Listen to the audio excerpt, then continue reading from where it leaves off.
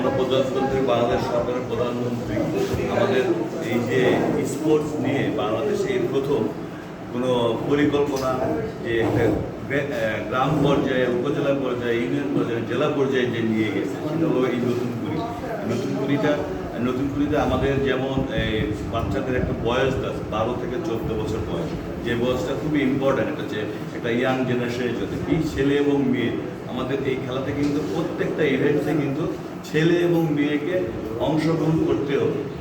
কোনো একটা ইভেন্টে হয়তো যে কোনো একটা উপজেলাতে ছেলে নিয়ে আসছে, মেয়ে নিয়ে আসতে পারে না, মেয়েদেরকে খেলাধুলার ভিতরে নিয়ে আসার জন্যে স্কুল এবং নিজে আমাদের যে গ্রাম বাংলা যে যারা ক্রীড়া সংগঠক আছে তাদেরকেও একটু হেল্প করতে হবে যে এই ছেলে মেয়েদেরকে খেলাধুলার প্রতি উৎসাহিত দেওয়ার জন্য।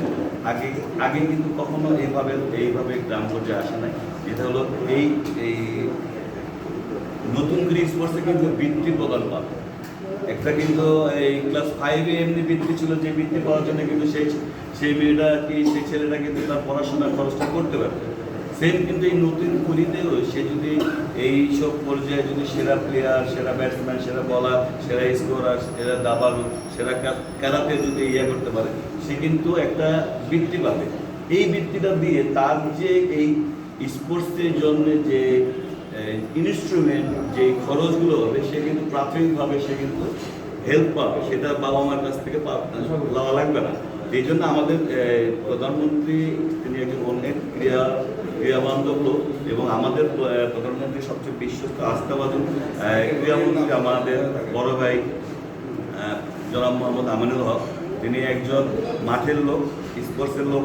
এই জন্যে আমাদের এই ক্রীড়া সেক্টরটাকে যে এত বেশি ক্রীড়াগুলো পেশা পরিবারভাবে ভরসা, এটা কিন্তু আমাদের সরকারের সবচেয়ে বড় একটা কিন্তু পরিকল্পনা যে মানুষকে ক্রীড়াদের যেন পেশা হিসাবে নিতে পারে। এই জন্য কিন্তু আমাদের অলরেডি দেখেন আমাদের কিন্তু ভোট গেছে কিন্তু এখন কিন্তু লোকের দা কিন্তু আছে। প্রধানমন্ত্রী কিন্তু যেসব কথা দিয়েছে, ফ্যামিলি কার্ড, কৃষি কার্ড, স্পোর্টসের ক্রিয়া কার্ড, এই যে আমাদের এই প্রথম বাংলাদেশে আমরা প্লেয়ার, আমরা দীর্ঘদিন খেলাধুলা করেছি, আমরা কিন্তু কখনো বেতনের আওতায় নিয়ে আসবে এইরকম পরিকল্পনা কোনো সরকার করে নাই, কোনো ক্রীড়ামন্ত্রী করে নাই। কিন্তু এই প্রথম বাংলাদেশে বাংলাদেশ সরকারের প্রধানমন্ত্রী এবং আমাদের আমিনুল ভাই ক্রীড়ামন্ত্রী তিনি কিন্তু এই জিনিসটা উপলব্ধি করতেছে। প্লেয়ারদের যে বেতন, আমরা যদি এই খেলাধুলা শেষ করে রিটায়ার্ডে চলে আসছি, আমাদেরকে কিন্তু অনেকেই জিজ্ঞেস করে যে আপনার কি বেতন পান নাই, কিন্তু আমরা কিন্তু বেতন পাই না। আমরা কিন্তু তখন কিন্তু মানুষ কিন্তু অবাক হয় যে ন্যাশনাল টিমে খেলছে কোনো বেতন পায় না, এটা কোনো বিশ্বাস করতে চায় না। এই জিনিসটা মানুষের উপলব্ধি, এইটা হলো আমাদের প্রধানমন্ত্রী জনাব তারেক রহমান তিনি কিন্তু উপলব্ধি করছেন এবং আমাদের ক্রীড়ামন্ত্রী আমিনুল ভাই তিনি কিন্তু প্লেয়ারদের সুবিধার জন্য দেখেন 171 জনের বেতনের ভিতরে কিন্তু নিয়ে আসছে বিভিন্ন ইভেন্টসের প্লেয়ারদের।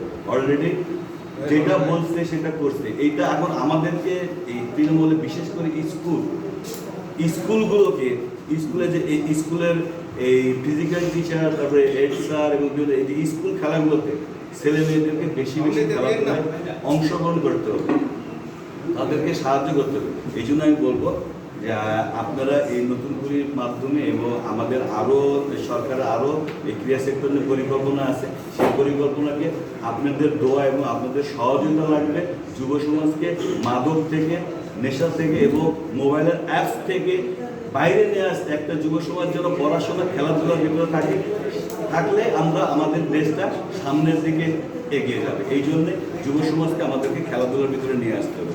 Thank you.